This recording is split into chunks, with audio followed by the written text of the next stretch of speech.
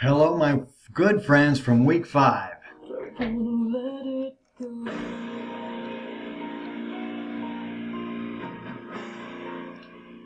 Well, all you need to do this week is pay attention to the statistical excellence that we are about to engage in. And here's what you do. You go to content, and that's the easiest way to go about it. And then you come over and say, well, I'm watching the YouTube for week 5. I know I'm good to go there. And I understand full well that we are in chapters 5 and 6 this week. And so therefore chapter 5 is just a matter of coming over and making use of the normal curve.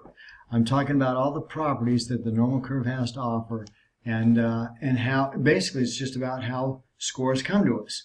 There's some low scores, some high scores, some are close to the middle. The mean is found somewhere close to the middle, and that's kind of how we base our whole statistical reasoning is around how deviation occurs from the mean. And that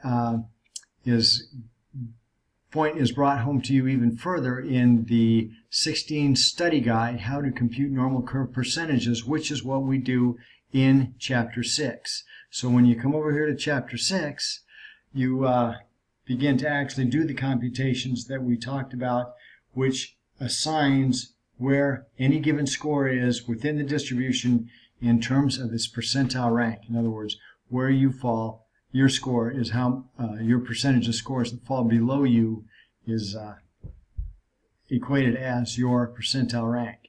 And then you come over here and after you do the homeworks for chapters 5 and 6, knowing all along that I'm just a phone call away when you run into trouble, difficulty, so to speak.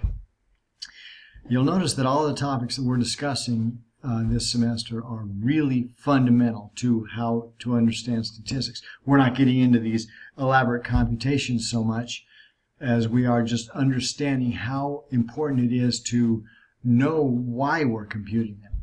And then you're coming over here to the 8 study guide, which is how to do hypothesis tests, Z and T, which is a study guide we have made use of in the past and are making use of again now right here in chapter 3's exam.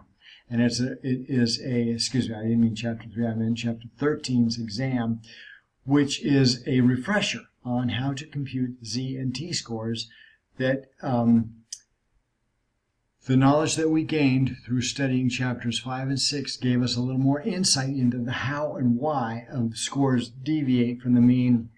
And of course, the short answer to that, why they deviate from the mean, is simply the independent variable is causing this deviation. That's how we kind of think of it. Anyway, so that is the module for this week. We don't have to fill out a module evaluation. We don't have to do a research analysis. All we have to do is work on chapters 5 and 6.